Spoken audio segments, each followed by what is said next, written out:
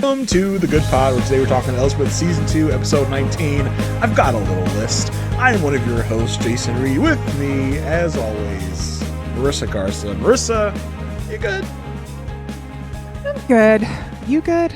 No, I'm not, honestly. If we want to talk real talk, I'm good to be talking with you. I'm good to be here on the pod. But am I good about the show? Listen, this is the second week in a row I've come on here and been like, wait, what? What are you doing? Huh?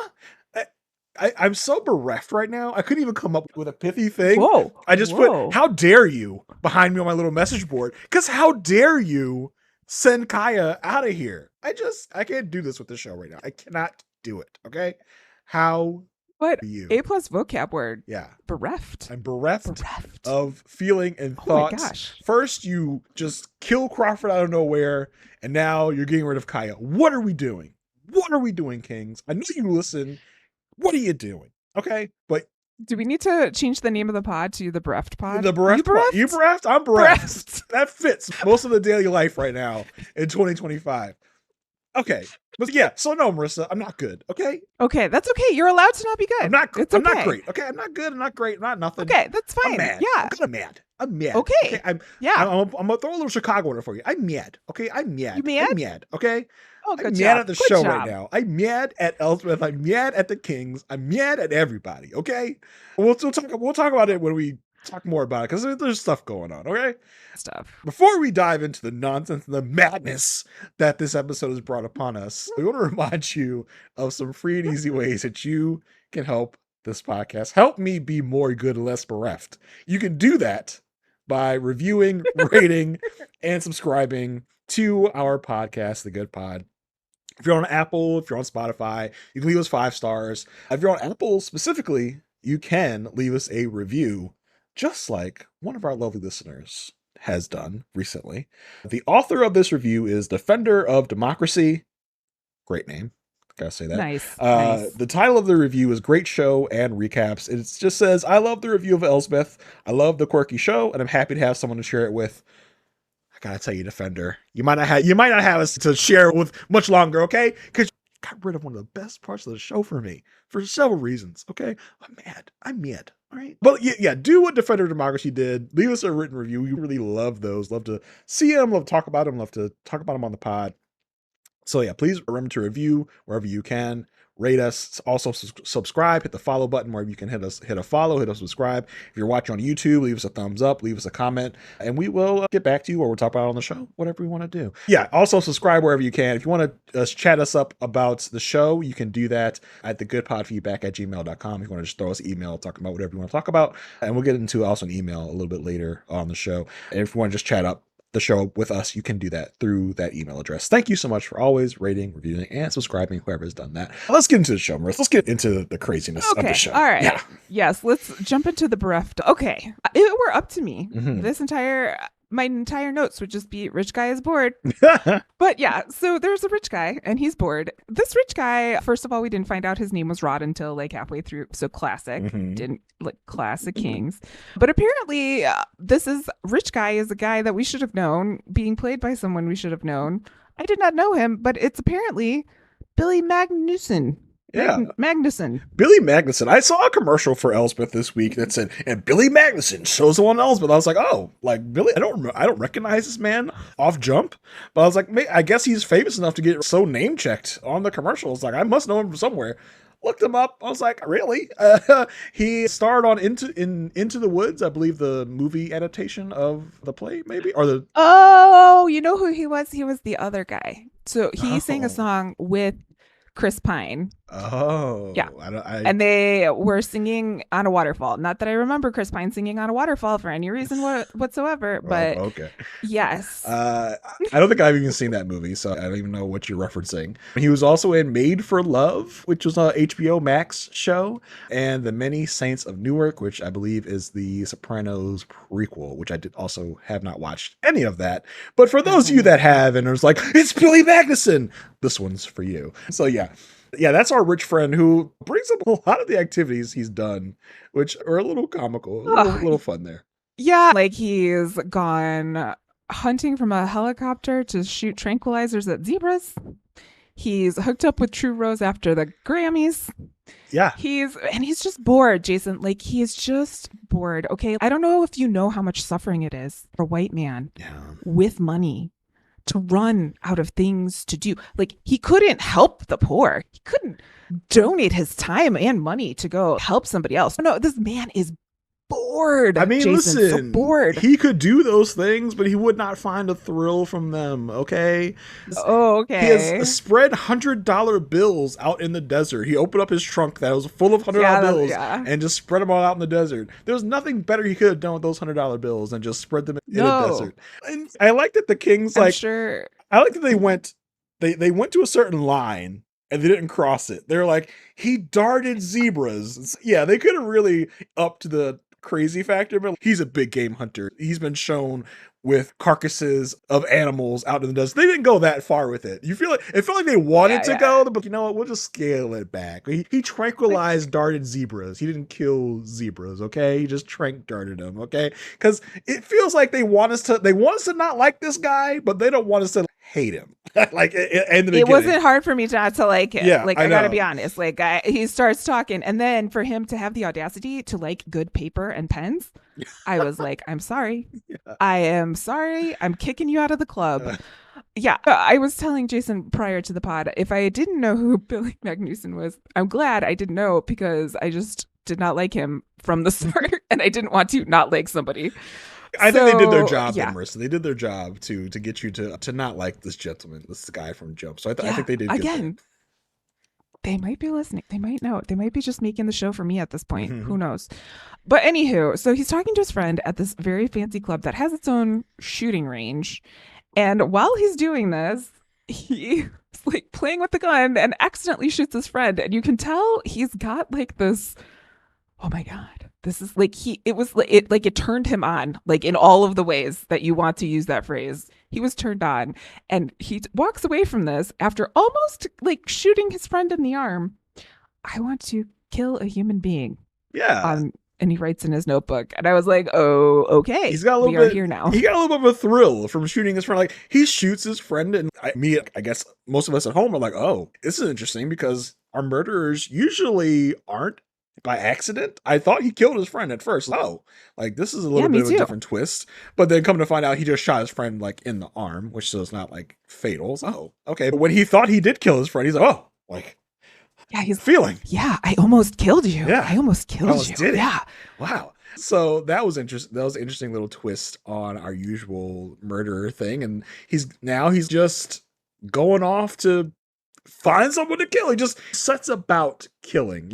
This is a little different than what we're used to. Usually someone kills someone out of a necessity to cover up something, a necessity to get something done. This guy, he's just, it's something I haven't done, is kill someone, and I feel like I will have fun killing someone. So it's something I haven't done before, put it on my bucket list, and he's just going out to indiscriminately kill someone, which is different than what we're used to. Okay.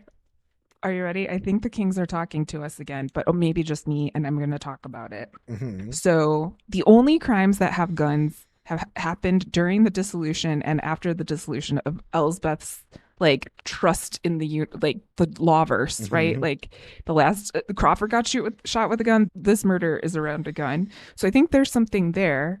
And also, I like that this is the case right after Elsbeth's Can I Trust the System Anymore? Because it is, to your point, there is no reason other than this man's fulfillment for this murder. He puts on a hoodie, walks around. He's like, who's it gonna be? Who am I gonna get? Like, what? Like we in some cases, like at least we could understand why people did what they did. In this case, you can't. And for the way that this case ends up, I think it is something that's going to stick with Elsbeth in terms of what she thinks of the justice system and where it goes. And I don't know, maybe that's their point. I have no idea, but that's what I'm pulling from it. I feel like the Kings listen to this podcast. Wow. She probably thought about that way more than we did. Like, she's really bringing dimension to this thing, and then we just did. Just like if you need another writer in the room, Kings, or like a consultant, it's Marissa G on Instagram. Feel free, reach out. Hey, you have some fanfic do to the listeners of this podcast. I know it's an off-season project. Yeah, off-season project. Yeah. Okay, so he's walking around choosing who he's going to kill, follows this person, ends up like following someone close to a van, has horrible aim, shoots off 3 shots, ends up killing this person, and then picks up the casings and leaves. And then the next thing he has to do, like, I think this is part of it for him, like part of the high is crossing it off his list in his bucket list. Surprisingly, Elsbeth shows up at the crime scene. Kaia's there. She's surprised. She's like, hey, do you want to be here? I totally understand if you want to set this one out. And you can see Elsbeth is like there, but also not there. She's like telling herself and us, like, we need to do what we can every day. And that's what I'm doing. But it sounds like she's struggling. Yeah. She's really struggling to believe that for herself. And I love the kind of nuance that Carrie Preston plays us with, because you can tell that she's trying to be Elsbeth. She's putting on her Elsbeth act, but at the same time you can also see that it is an act, that she is not feeling it. She's putting it on for her colleagues, for Kaia. She's like, oh, great, cool. But you can see it's like she's not the Elsbeth that we know usually. There's something deeper down in there that she's feeling, because you can just see it in Carrie Preston's portrayal here. And listen, I know we're not going to have to worry about it much longer, but can you please stop dressing Kaia up as like a vampire? Give her some variation of clothes, because they keep putting her in the black pantsuit with a little bit of a different blouse, but she looks like a vampire with the straight hair and the dark skin. Stop making her look like a vampire. Give her something else. Give her different costuming, something. She's never going to be as colorful as Elsbeth. And so she's got to be like the other side. I see your point, but also suits are expensive, and maybe she hasn't gotten her first paycheck yet. I have no idea. I've been there where I wonder if people at work will notice I'm wearing the same pants twice this week because that's all I got, because you have to dress for the part in the corporate world. She's like a vampire, Marissa. Stop dressing up like that. She does. I'm just also trying to highlight the plight of women in the workplace and dress codes. This is not what we do in the shadows. Just give her some different costume, please. But they are in New York City. Sorry, that was in the shadows joke. Yeah. You got it. You're laughing on the inside. We also see that Officer Reynolds is back. Thank God. Nikki's back. We thought that they were gone. We thought that they had a one-time appearance and we were going to be stuck with SpongeBob SquarePants, but luckily we were wrong. Yeah, Nikki's back, and I loved throughout the episode, I loved the trio of these. Maybe I'm thinking in the beginning of the episode, I'm like, I would love to see this trio carry on through different. I would love this trio of people. We're the trio that we get on most cases. That would be great. And then the show just killed me later on in the episode. We'll get there. But yeah, I love that Nikki showed back up, and I love that throughout the episode they show their stuff. Similar to how Kaia showed her stuff, Nikki's also showing their stuff with knowledge and with pointing things out. I was like, oh, Nikki's coming through really well here in this second appearance that they had. Because I remember in the first appearance with Nikki, they weren't driving so much with Elsbeth, and it feels like the chemistry's getting a little better here. Yeah, agreed. I love that sad, bored, rich guy, Rod, was just walking around saying, who can I kill? Who am I going to kill? Who am I going to kill? And pick somebody. And he picked a Prince of Lichtenberg, which is not a real place, but you get it. So it's not going to be as easy as this guy thought, because now we are in high-profile murder land as opposed to non-rich people murder land. Rod is back at the club. He's super energized. He's, oh my gosh. He's talking to his friend, Colin. And is, hey, oh my gosh, this is great. I just let go of boredom. My life is so great. It's so back on track. And on the news, they're like, Prince William Van Hoffer, Prince of Lichtenberg, has been shot and killed.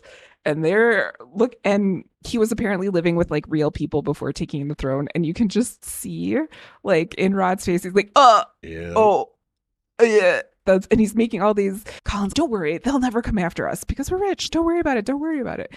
But whoever shot that dude, like that guy, that person is gonna fry. Like that is not great. He's like, yeah, NYPD is a bunch of clowns. I gotta go. See you later.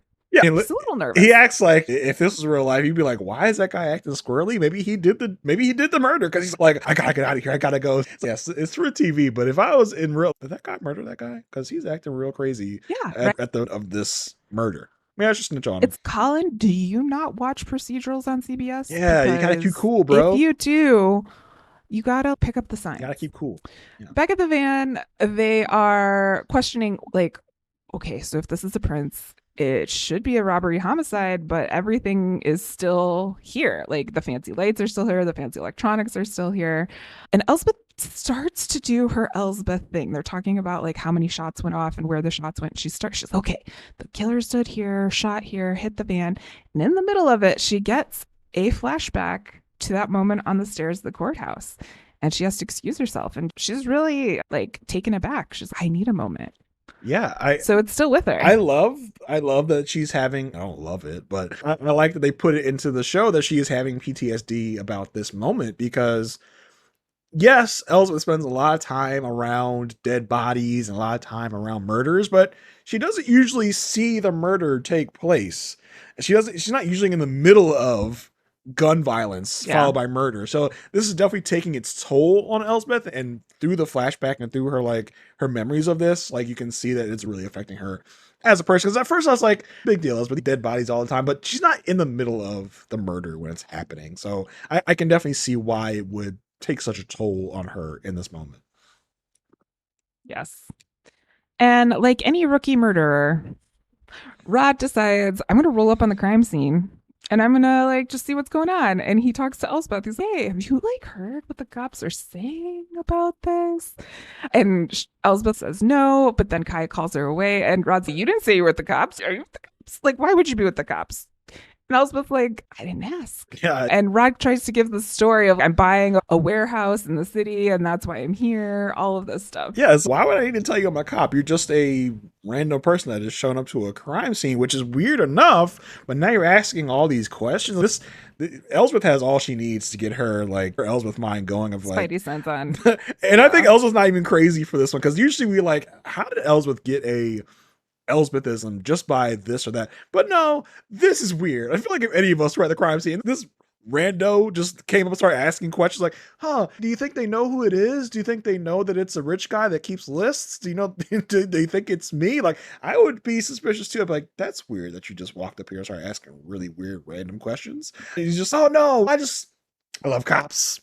And he does the thing that all guilty people do. They go too far with the story where he reveals too much. Yeah. Oh yeah, I'm buying that warehouse over there. So I just was here checking that out and then saw all this. Do not give the cops like verifiable information. First of all, never talk to the cops. Second of all, right. Never talk to the cops without a lawyer. Third of all, if you are going to talk, don't talk. Yeah. That's my PSA for the day. Don't give easily verifiable information that they can catch you in a lie in real fast. But like Evil 101. Yeah.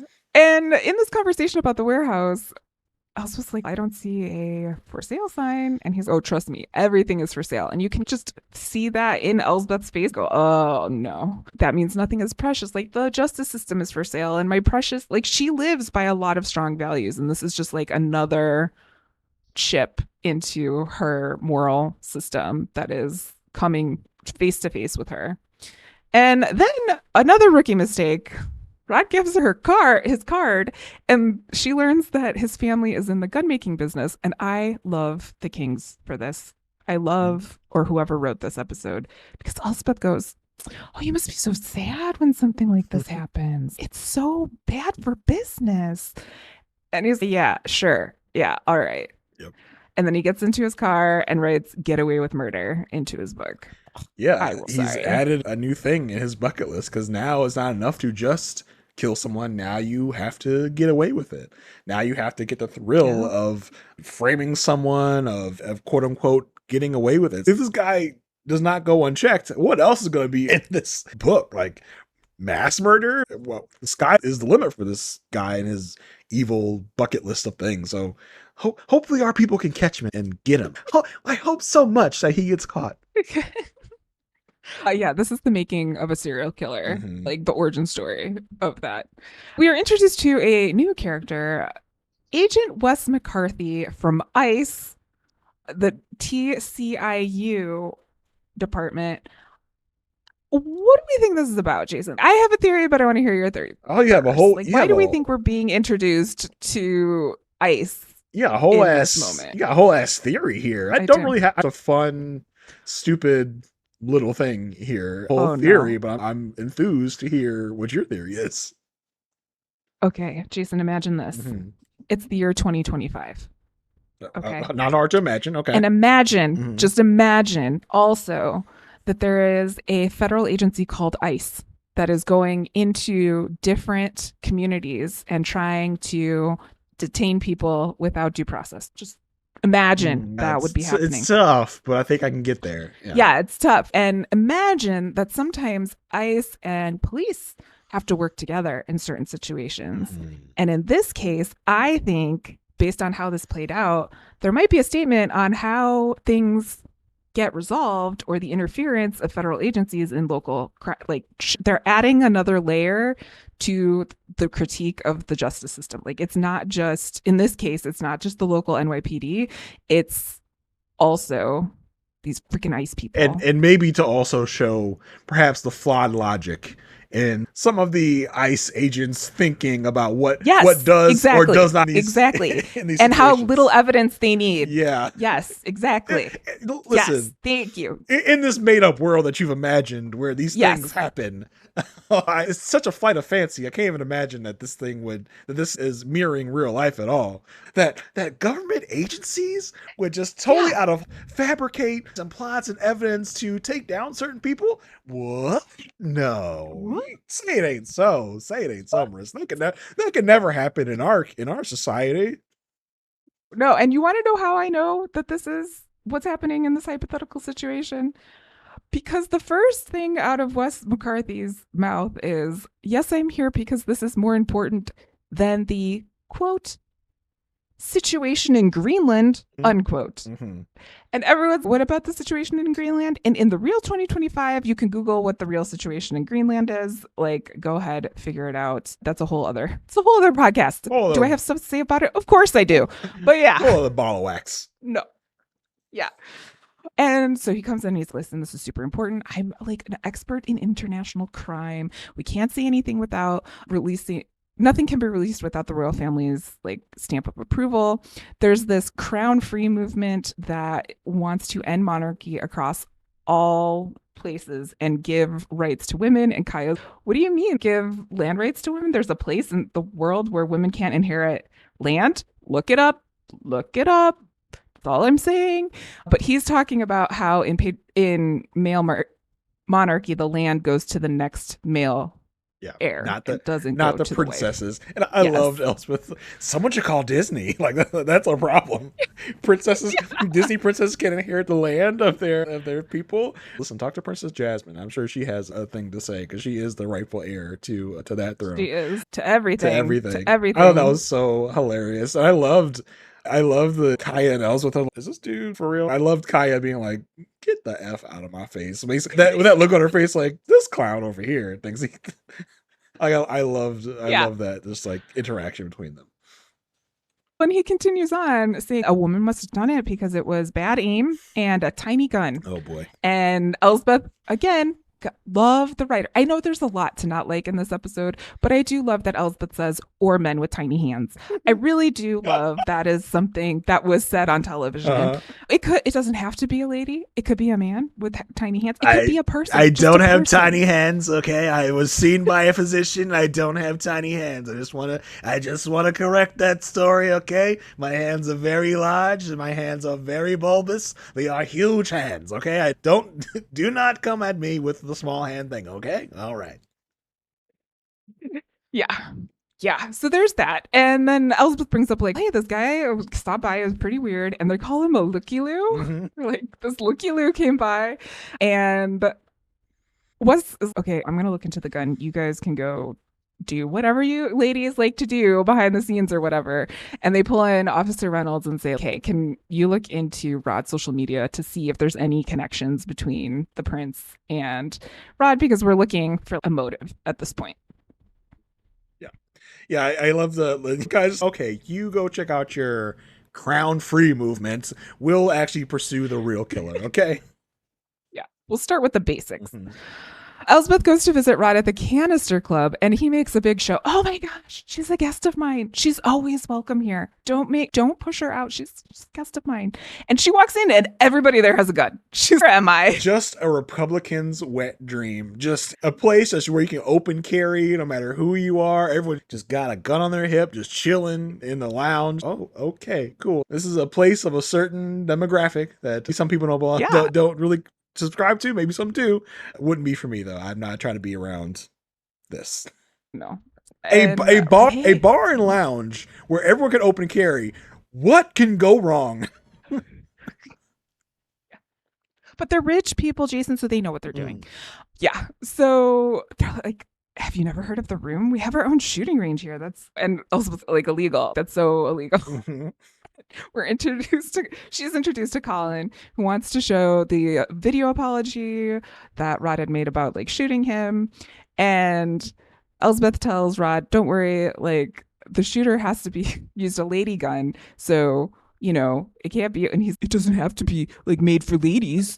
There are definitely guns that are marketed towards ladies in different colors and stuff, but it doesn't have to be made for just ladies. Taking things real personal, Rod. I wonder why. So then they're going through his Instagram. We learn that Colin and Rod met in boarding school. And apparently Rod has done literally everything, including having Cynthia Erivo and Ariana sing Defying Gravity in his living room, to which I did enjoy the conversation around it because they kept making each other cry, which is totally a nod to the press tour. Yeah, I thought this was so hilarious. So great. Like, yeah, they were making it more about them than they were about me. Like, they're just making each other cry. And if you, like, so I haven't even seen Wicked, first of all. I haven't. Jason, I'm telling you. I know. It's 3 hours, though. You could pick it up. Do it for the peeps. I mean, it's not for your soul. Do it for your soul. It's not Avengers Endgame. I mean, Avengers Endgame in 3 hours. I'm there. You got me for life. I got my Infinity Gauntlet. You don't know what it is yet. Back here. You don't even know what it is. I don't know. But it may, because have not seen the movie, but I've seen the press around the movie where like Ariana and Cynthia Erivo are just like he's like making each other cry. Like they have this weird relationship. So that made I love they wrote that into this episode here. Really holding space for that. Yeah, I'm holding space for you. So I thought that was hilarious. I really love it. He's talking about Martha Stewart as well. Just he met Martha Stewart, made her a table escape. Like that was actually pretty funny. Actually really good. It was good.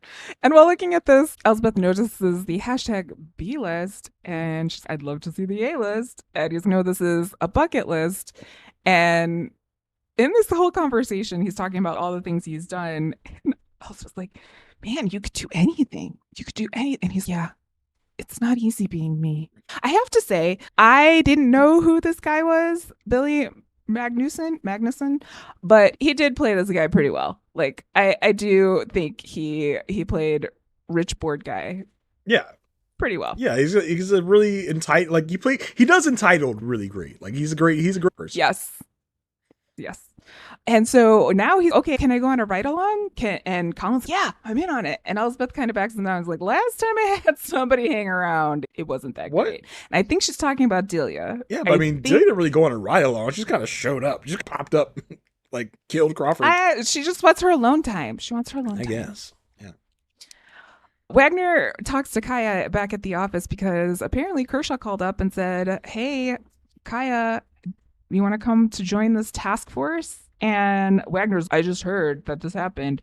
And also, you should go. What are your feelings on this, Jason? I don't feel great about it. And listen, I clocked this. I said, Kershaw, she is too all in Kaia's face. She is too complimentary of Kaia. I feel like Kershaw is trying to steal Kaia away. And then we've talked about before, the show introduces things in such odd ways. Like, why didn't we get a scene of Kershaw, right? Like offering this to Kaia?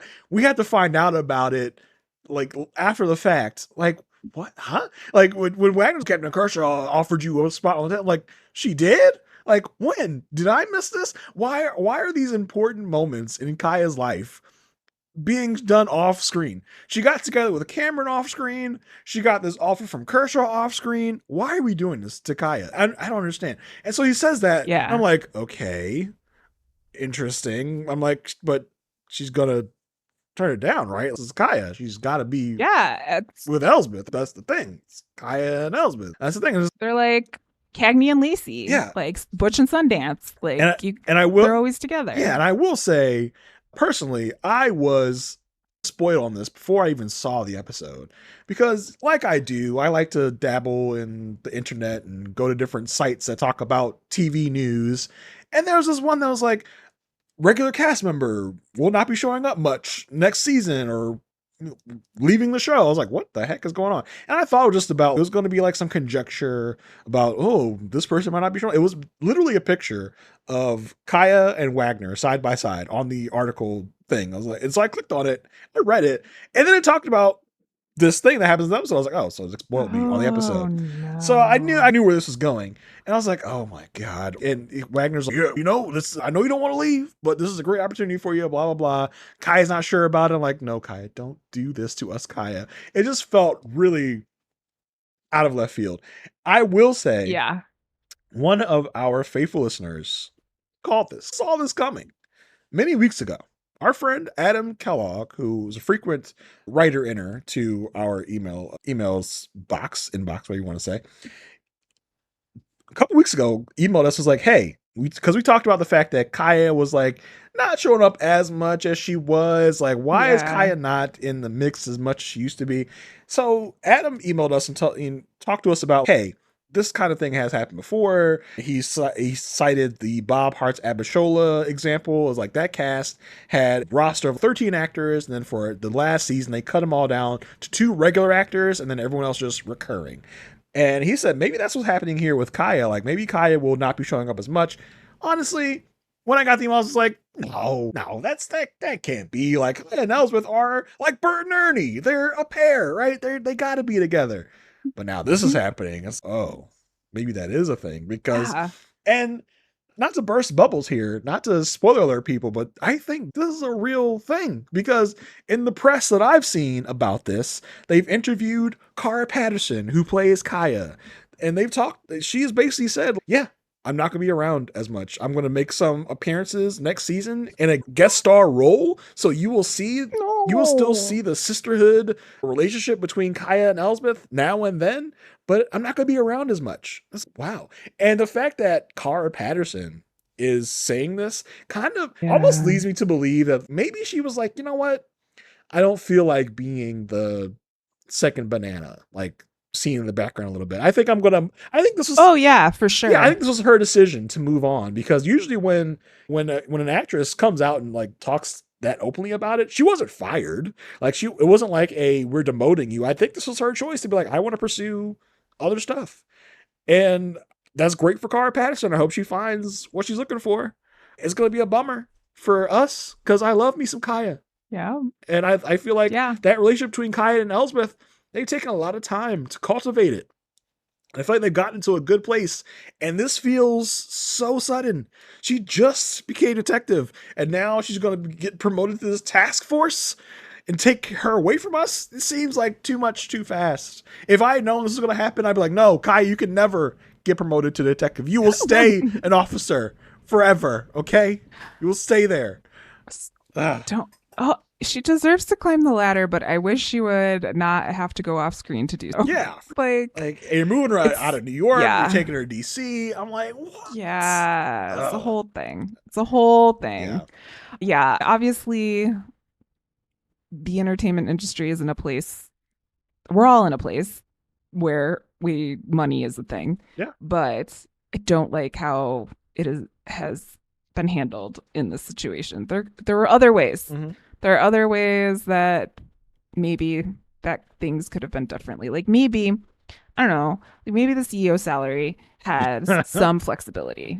What? That's all I'm saying. No. Maybe that could be an answer. But unfortunately, it does look like all signs point to Kaia. At this point in the episode, she hasn't really fully decided, but later on, she does come to a decision. And so I think it is what it is, unfortunately. Because normally, and I think that's really going to change our show. Like, I think, I know we've talked a lot about how we enjoy the relationship between the two of them. And I know a lot of people watch the show because of that. And so I am interested to see, but I don't want to become hate potting. No. You know what I mean? Yeah. I don't think I will, but it's like they're making me think that it's a possibility, which is a very weird place for me to be. Listen, we come here with the Kings. Yeah, we're coming for the Elsbeth of it all.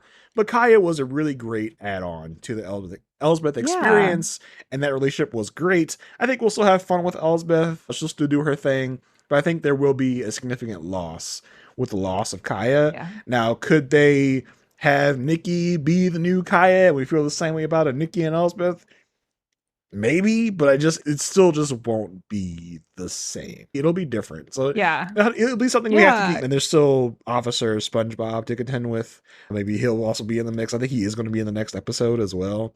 But who knows what the interaction will be? What this will look like next season? Will there be a regular officer and we still do the rotating detectives? Because we haven't seen some of our rotating detectives in a minute. Like, we haven't seen the guy, we saw Buzz a little bit a couple episodes ago. We haven't seen Detective Third Watch in a while. So who knows what the configuration will be next season. It's something to really be on the lookout for as we move into a season 3. Yeah.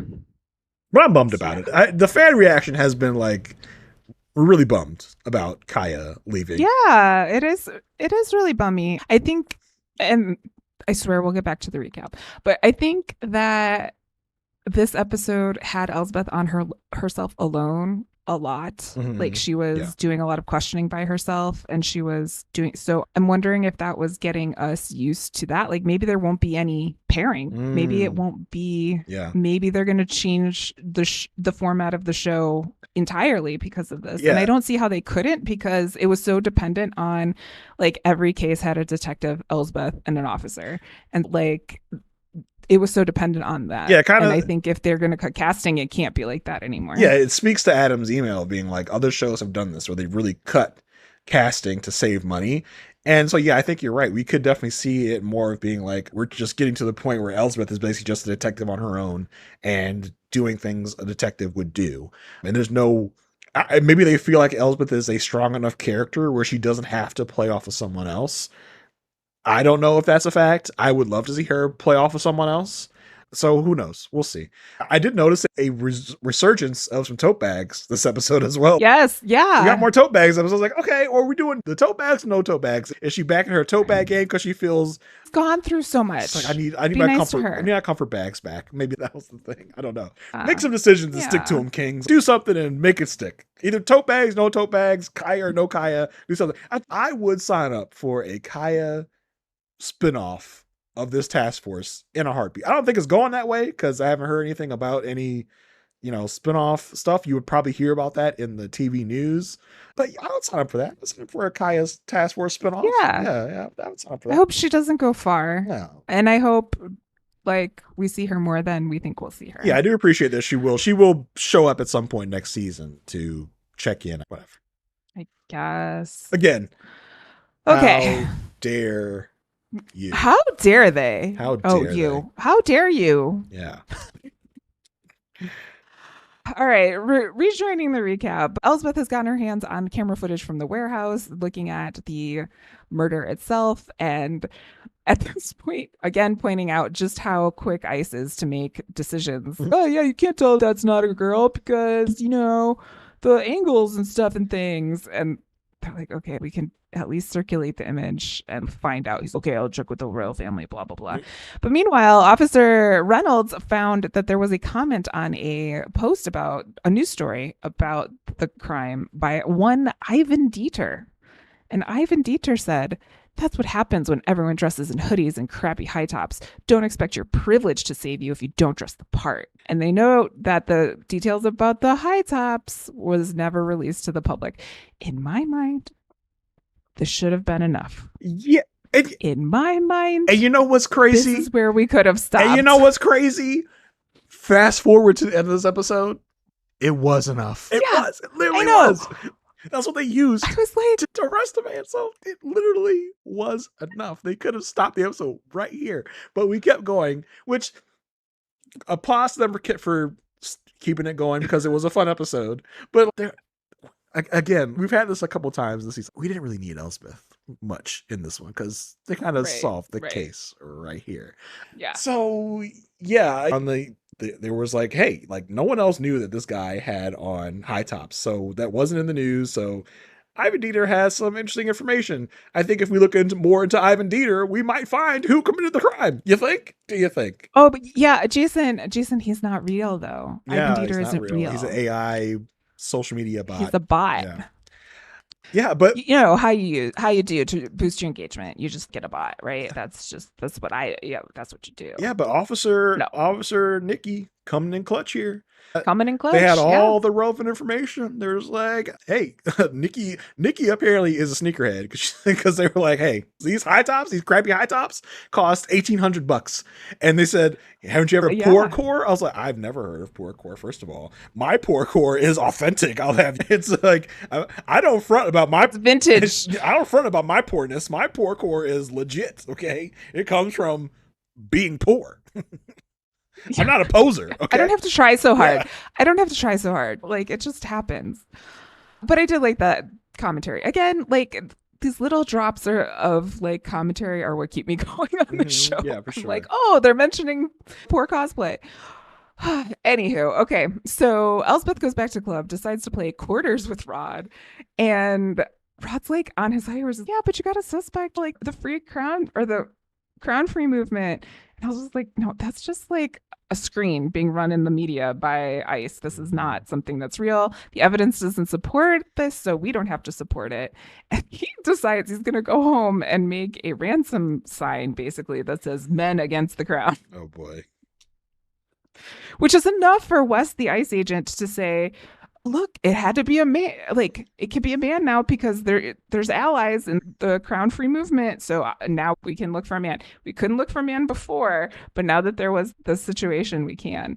And Elsbeth recognizes that the ransom letter came on very high quality paper. Now you can tell a good paper. I'm not gonna lie. There's good paper and there's not. Okay, y'all. You get for 15 minutes to escape the paper tangent that Marissa's about to go. It's all about the weight of the paper. Mm-hmm. Yeah, it's all about the weight. Yeah, and then there's the color, whatever. But Elsbeth is one of me apparently because she notices that it's the same paper that Rod used to make his cards.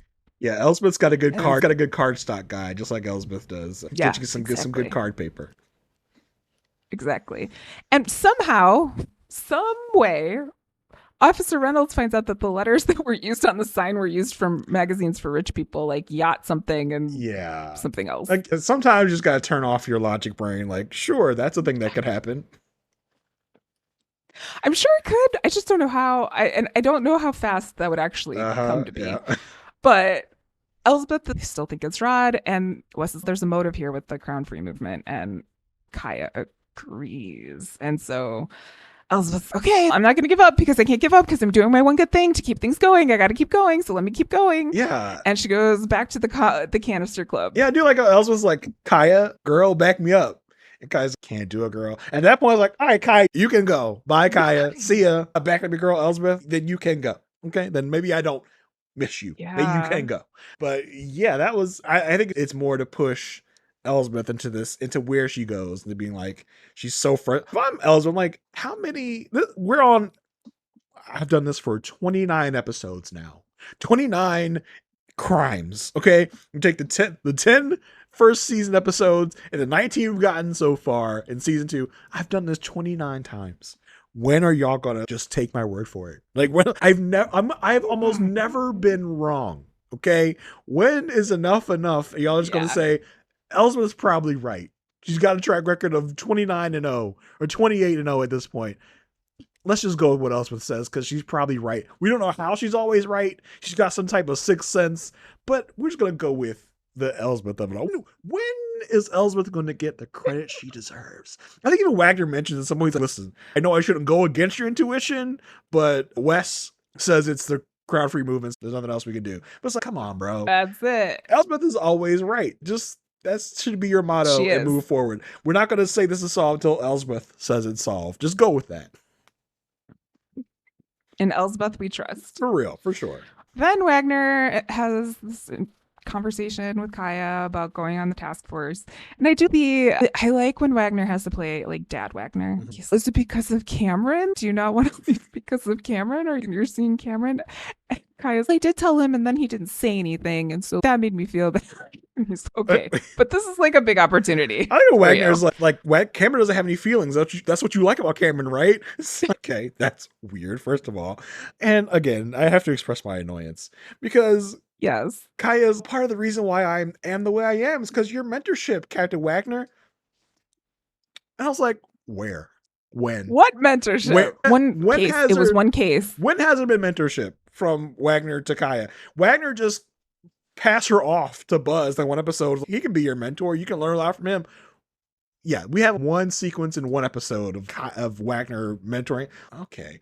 Elsbeth is more of a mentor to Kaia than Wagner is, for sure. I was like, okay, I know you have to put that in there to make it feel good, but there's no supporting evidence here for Wagner being an actual mentor to Kaia, but that's fine. I'm not going to argue with you, Kings. I'm not going to do this with you. I know you're watching. I know you're listening. That part of it to me felt like, okay, yeah, fine, whatever. But again, I'm just always annoyed of Kaia's leaving. Like, why is Kaia leaving? Kaia should be leaving. Yeah, no, agreed. Yeah. And it's just like so forced because this could be the one thing that changes everything. I just became detective. And I'm like, yeah, Kaia, you just became detective. And then all of a sudden it's like, how am I going to tell Elsbeth? And I'm like, oh, we're here. We're here now. Like this has happened. And I can never help but to put myself in the non-existent shoes of the non-existent. This is a fictional story, but I also put myself in the shoes of of any other detective or any other police officer working in that precinct. Like, this girl Kaia, she gets all the breaks.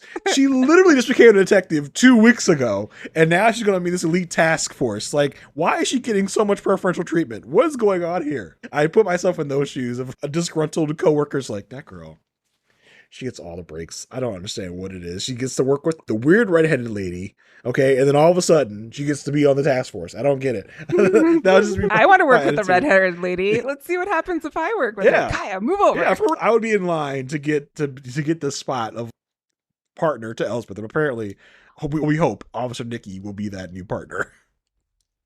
Yeah, I really hope it's not Rivers. Anywho, I hope we just don't see Rivers anymore. I feel like, I would agree. Yeah, agreed. Elsbeth comes into this meeting and she's, oh my gosh, it's Rod. I know it's Rod. Listen to me. This is what has to happen. She goes, just trust me. Like, this was happening. And in the middle of this, they get a text message from TCIU saying the Crown Free movement has claimed credit for this. So in the case, or in the eyes of the TCU, this is a closed case. Mm-hmm. And if it's a closed case with them, it's a closed case with us. And that sucks. So Elsbeth goes back to her office. Kaia comes in and says, hey, I was going to wait till we solved this case together, but it apparently got stolen from us. So I'll tell you now, I'm going to go on this task force. And Elsbeth is proud, happy, sad all at the same time. But Kaia is sad. Like, she is crying. I'll still come over. And Elsbeth's like, don't worry, this is a huge opportunity for you. Oh, yes, P.S., by the way, I got to go talk to the captain. I don't have a lot of time to talk to you right now. It has nothing to do with you. It has nothing to do with me being sad about you leaving. I got to go do something else out of this room and away from you for a minute. I got to go, bye. And you just love that she, like, walks to the door and, like, runs from the door. Like, I cannot have Kaia see me crying because I don't want her to feel bad about leaving. And it's just that great relationship that you see between the two of them just really showing up. And Elsbeth has always taken Kaia under her wing, and she knows she wants Kaia to soar high, but also Kaia's leaving her. And I love that she has to juggle all those emotions at the same time. Yes. So she goes over to Wagner and says, hey, let's get a warrant for the notebook. I know what you're going to think. I think that's crazy. And he's, listen, you got to stop. You got to stop. We are in some scrutiny based on what happened with Crawford. We don't have the time or the privilege really to make any risk in this case. I know I shouldn't. This is where I know I shouldn't bet against you. I know I shouldn't, like, doubt your instincts, but This is something we cannot do. And Elsbeth is, again, like downtrodden. She's so the rich and powerful get to do whatever they want. I guess it doesn't matter. And she's very jaded in this situation. And Wagner's still trying to have to pull her back in of saying it doesn't stop. It's not over. But she's definitely sliding. She's sliding down into the deep despair of cynicism. Yeah, until this moment, I didn't even really pick up on the parallels between Rod and Crawford. Of this person is so powerful, they can just get away with anything. Like they could shoot someone off on First Avenue or whatever avenue and get away with it. Like it'll be fine. And I didn't really even pick that up until this moment. I was like, oh yeah, that is very true. It's like another gut punch for her. Yeah, it's the same. Yeah, they feel their powers so much that they think they can commit these crimes and just be fine, get away with it. And yeah, I thought it was very interesting how emotional she was getting in those moments. We don't see her get that emotional a lot, and especially this coming right off of the Kaia news for Elsbeth. And she even says Kaia's leaving. Crawford got away with what he did. Now this guy's gonna get away with it too. That's fine. Like it just be what it is. And then she just storms out, which is not an Elsbeth thing that she ever does. So this is different. Yeah, for sure. So Elsbeth can't let this sit, so she goes back to the club. She does the worst job trying to steal Rod's notebook out of his jacket. First of all, why wouldn't you have your notebook? Obviously. And he greets her, and he is so cocky right now. This is why he was good at playing this part, because I do want to punch him in the face. Not like ugh. And she sees that there's a gun, and he goes, hey, security, this woman is harassing me. And so he has Colin call for the police. At the same time, he's doing the I got away with murder speech, right? He's, oh, do you want to see my notebook where I wrote down everything? Here it is. And oh, conveniently, I ripped out the pages. I will tell you that is not if you've watched anything, if you write hard enough, you did not take away any evidence, but that's beside the point. And who comes in but Officer Reynolds and someone else. And Elsbeth is, oh my gosh, Officer Reynolds, I'm so happy to see you. She's, yeah, about that. You're under arrest for criminal harassment. It's just, I have tickets to O'Mary, which is a great call out to O'Mary on Broadway. Do you know the story of O'Mary? I don't. I have no idea what that even is. Oh, let me tell you, Jason. It is a play about Mary Todd Lincoln, President Lincoln's wife, and it's usually played by a man, and it's a comedy. So I would love to see it someday, but it was a good call out to the current run on Broadway. Nice. So yeah, she's arrested. She's taken in. They're going through all of her stuff. And then this is like the thing. Like, this is the moment she's, I used to have an imaginary friend, but oh, that's it. Hold on. Yeah. When's my hearing? When can I have my phone call? Blah, blah, blah. And I was like, you totally had that. You could have had that realization. You were smart enough. To have had that realization 15 minutes ago in this episode. I don't know why it had to come at this moment. Maybe that's how off her game she is. Maybe whatever. But that, I think, is me making an excuse for the show, because if we could put it together. It was so bizarre. Y'all didn't think to look into the Ivan Dieter person when y'all came up with the Ivan Dieter thing. Like, it was weird. Let's talk about, they went through her tote bags though. And there was a plastic chew toy for Gonzo there. Again, I feel like we're not making enough use of the tote bags when we're bringing the tote bags into the story. Could have bought some more like really funny stuff in there. I love the fact that I do love that there was a plastic cigar in there for Gonzo. I love that she carries evidence bags with her all the time, and because you never know what she's going to run into, and she just has a random fuzzy hat inside of her tote bag. Like, yeah, she always needs one. Always needs one. But yeah, and again, she like you said, she has her light bulb moment of imaginary friend.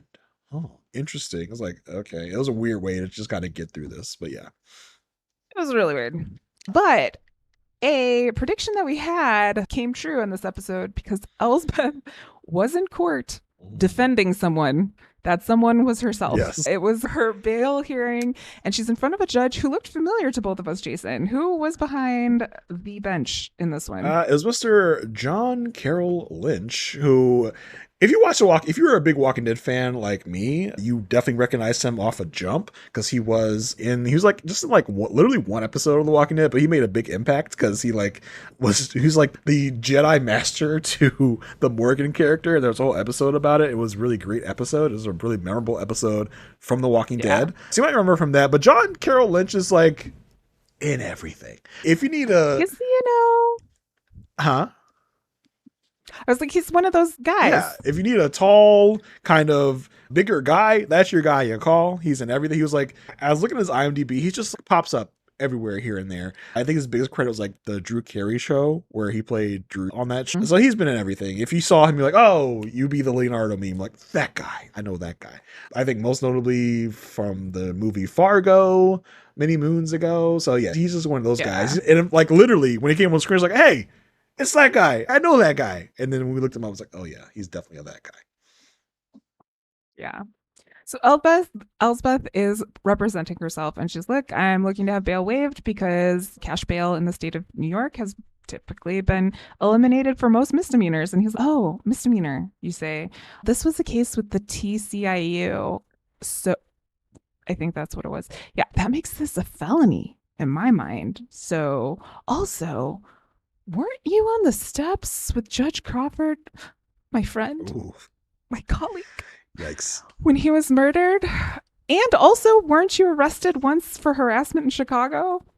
I don't think I can waive your bail here, lady. You are in it. Now, I don't know. Was this an actual thing for Elsbeth in The Good Wife? I think she was. Yeah. I think she was. I was racking my brain to be like, was this on an episode of The Good Wife that she got arrested for harassment? I just don't remember.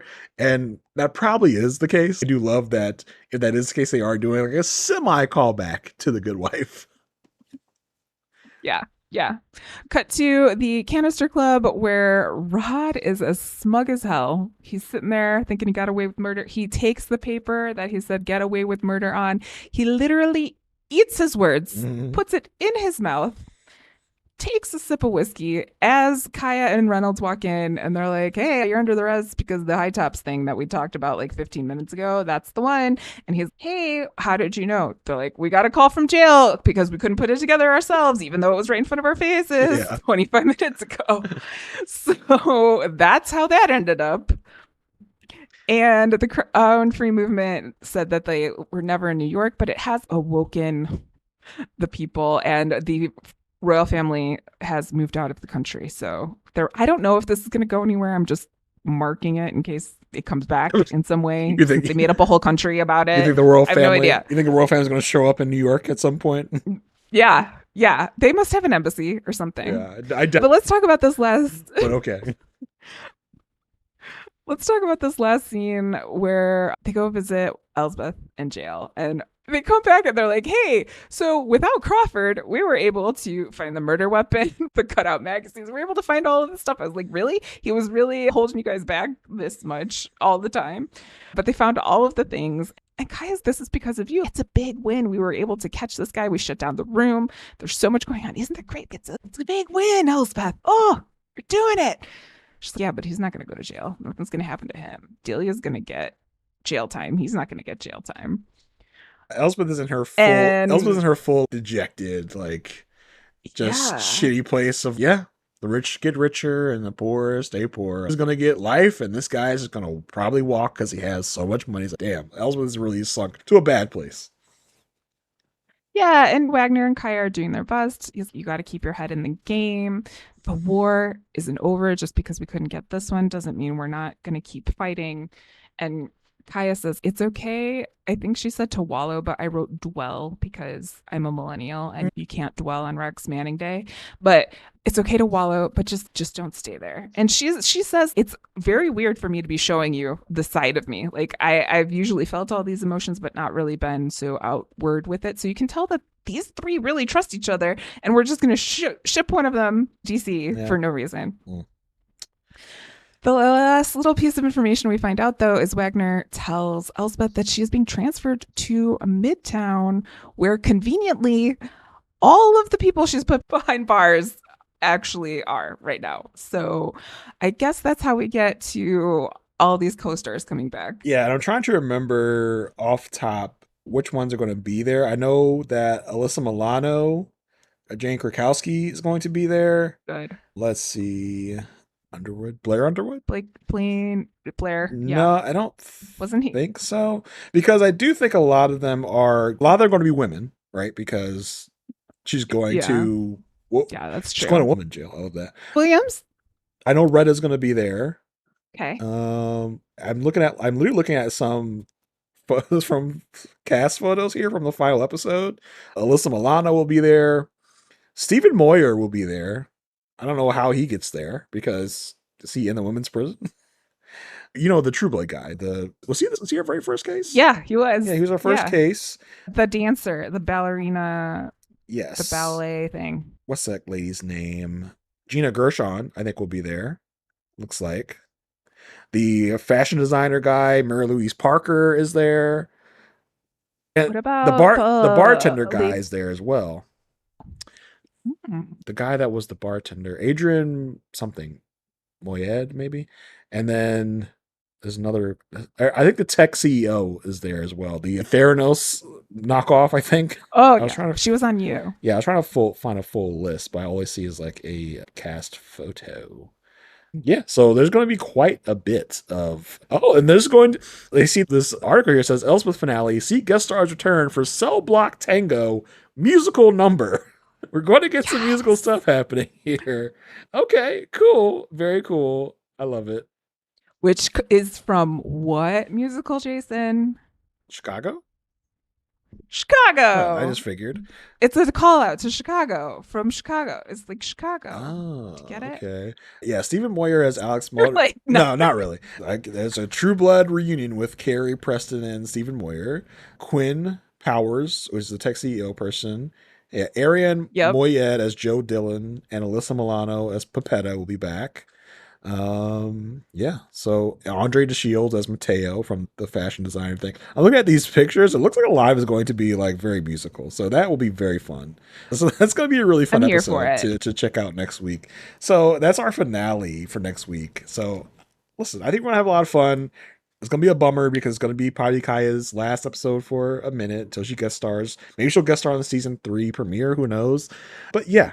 So that's the episode. Anything else you had to say, Marissa, about this episode or season as a whole? No, I'm just trying to figure out like what song Wagner would sing and how it all plays out in the Cell Block Tango. But we'll find out next week. Yeah, I think like this season itself has just been a little disorganized, a little kind of all over the place. So I really hope that the season finale can put some oomph back into my Elsbeth life. Not saying that I'm like not enjoying the show when I watch it, but I long for something more. It feels like it lacks direction at times. Yeah, it feels like they're introducing things and getting rid of them just as quickly. So on that note, I'm feeling a little lost with the season. Like I said, disorganized is a good word for it. But yeah, we got a lot to look forward to next week. So let's appreciate the good. Also acknowledge the not so good. So we can do that. But Marissa, that seems to be our episode this week. Do you want to tell the good people where they can find you and all of your great nerdy musings and all of your whatnots? You can always find me and my whatnots at itsmemarissag.com. If you join my mailing list, I've been emailing more. I also put together like a little free podcast about starting to podcast. It is my mission to start, sorry, Jason, more non-men podcasts. Whoa, what? Oh, or at least more non-white men podcasts. Wow, okay. So I get down with that. I feel like I put some things out there. If you're interested in it, take a look, join my mailing list, learn some things from me about me, or you have links to all of the other places I am on the internet there as well. Jason, that's what's up with me. How's it going over with you, Mr. Podcaster? Things are going well. You can always find me here every week. We don't just talk about Elsbeth. We also talk about The Good Wife, where Elsbeth came from. We do. So be sure to check out that side of our podcast if you were a Good Wife fan. Even if you weren't a Good Wife fan, go start watching Good Wife and listen to our podcast about it. We have a great grand old time with the show. You can also find me on my podcast, A Perfect Match.